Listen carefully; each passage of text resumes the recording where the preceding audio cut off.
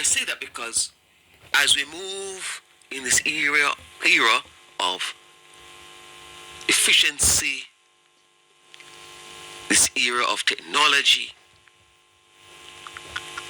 we get a sense, or at least I'm getting a sense, that this reliance on the efficiency and the technology and the all-powerful to solve our problems is unwittingly taken away from our democracy. Indeed, citizens, quite frankly, are too willing to give up democratic rights because they believe, mistakenly so, that in doing that they will solve and deal with the larger issue that is causing fear and concern. I started from that philosophical position and would like to look at, in one instance, jury trials. And jurors coming to serve just doesn't happen by accident. There are certain things that must be done to ensure that you have persons who will come to court to serve. One of them, tedious as it may seem, is the ability to serve persons to serve as jurors. In other words, to ensure the attendance of the citizen to participate in a trial. For far too long, we get complaints that summonses are coming back not served for persons to serve on the jury. Questions arose as to the jury pool. Has that been settled in terms of persons who are eligible to serve?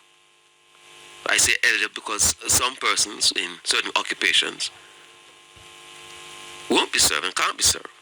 But that's for another discussion. But all fear is increasing crime and our ability to deal with that, but at the same time ensuring that the system works, moves along. And there is this danger that if something isn't working, then we toss it because we believe that the answer lies elsewhere. This issue of bench trials. And I've heard the Chief Justice was weighed in on this in relation to his belief that we should have bench trials. I've heard the Director of Public Prosecutions indicate her preference for jury trials. But it's beyond that. It's beyond that because the citizen should also be able to determine, as jury trials allow, for us to weigh in on our justice system and participate in it. The average citizen must not just be a spectator but a participant. The system ought not to be that of those who really are trained in the law and to solve and deal with cases as they are presented, but for the citizen who is keen on ensuring that the society in which he or she lives is one that indeed is safe and one that is fair and just. And I think that we're too willing, some of us, to give that up, to leave it to others, not understanding that just as how voting is critical to a democratic society, I venture to suggest that jury trials is just another manifestation of this essence and philosophy of participation of the citizen in matters concerning the society. There are other issues too that we must be fully aware of and cognizant of, and possible consequences. I believe that especially in matters such as murder, and such grievous matters, treason and so on and so forth, rape and so on, that it is not the best thing to be decided by one person. I believe that such a responsibility and a weight ought not just to be placed on one individual to make a decision. I believe that the role of judge as arbiter is absolutely critical for the function of the system. And yes, there are cases the judge will determine, judge alone. But it ought not to be, quite frankly, the only way. I think that the ability to influence a system through fear and so on, and I don't want to spell it out, but the risks are greater with one individual. Putting aside the whole issue of experiences and the whole underpinning and understanding of a jury is that you would know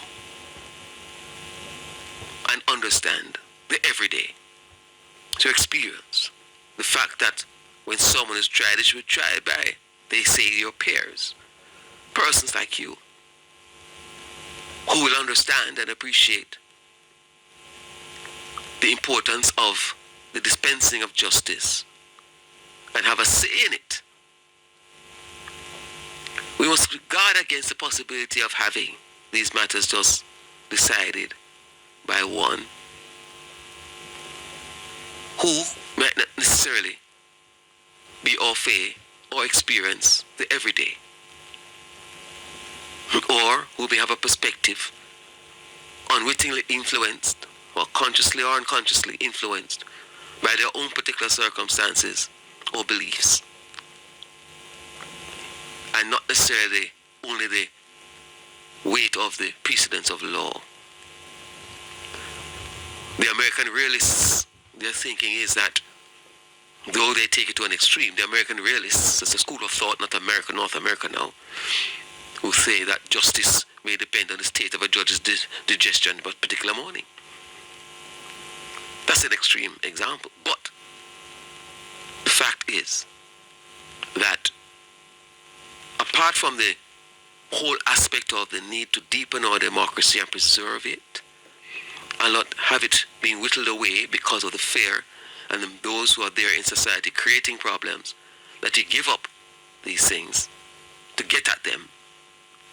But at the same time, we may very well be jeopardizing our democracy by reducing, especially in the realms of justice, our matters just being decided by one.